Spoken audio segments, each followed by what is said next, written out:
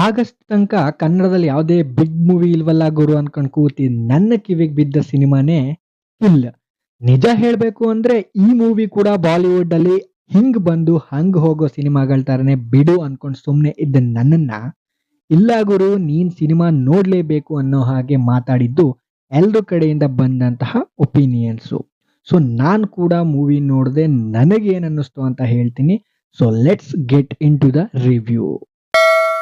ಚಾನೆಲ್ಗೆ ಹೊಸಬ್ರಾಗಿದ್ರೆ ಸಬ್ಸ್ಕ್ರೈಬ್ ಮಾಡ್ಕೊಂಡು ವಿಡಿಯೋ ನೋಡಿ ಅಂತ ಹೇಳ್ತಾ, ಸೊ ಮೂವಿಯ ಒನ್ ಲೈನ್ ಕಡೆ ಬರೋದಾದ್ರೆ, ಇಬ್ರು ಕಮಾಂಡೋಗಳು ರಾಂಚಿಯಿಂದ ಡೆಲ್ಲಿಗೆ ಟ್ರೈನ್ ಜರ್ನಿ ಮಾಡ್ತಿದ್ದಾರೆ. ಸೊ ಆ ಇಬ್ರಲ್ಲಿ ಒಬ್ಬ ಈ ಸಿನಿಮಾದ ಹೀರೋ.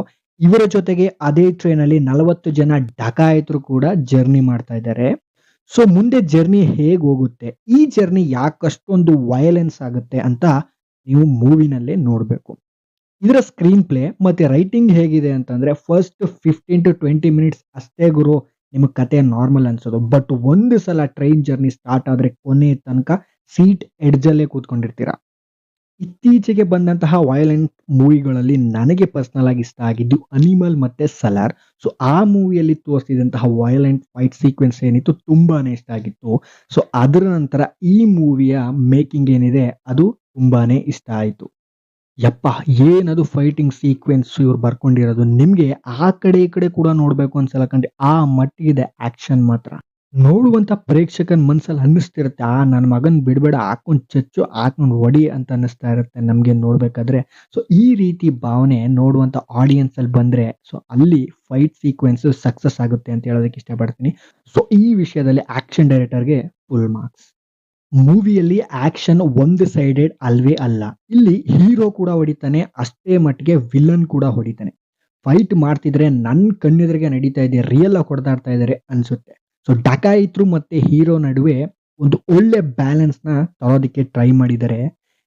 ಆಕ್ಷನ್ ಏನೋ ತುಂಬಾ ಚೆನ್ನಾಗಿದೆ, ಬಟ್ ಯಾವುದು ಕೂಡ ಒಂದು ಸೈಡೆಡ್ ಅಲ್ಲ.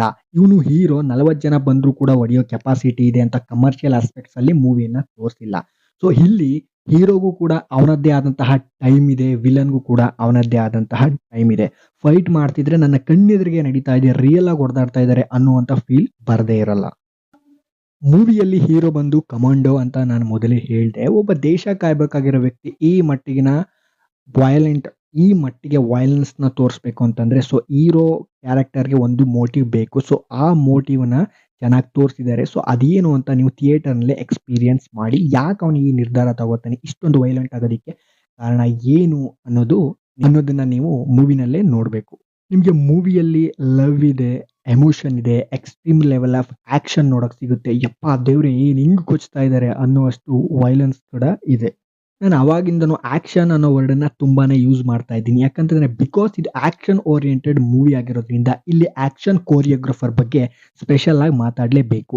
ಇದೆಲ್ಲೋ ಓಪನ್ ಫೀಲ್ಡ್ ಅಲ್ಲಿ ನಡೆಯುವಂತಹ ಆಕ್ಷನ್ ಅಲ್ಲ, ಒಂದು ಟ್ರೈನ್ ಅಲ್ಲಿ ನಡೀತಿರುವಂತಹ ಆಕ್ಷನ್, ಅದರಲ್ಲೂ ಕೂಡ ಬ್ರುಟಲ್ ಆಕ್ಷನ್.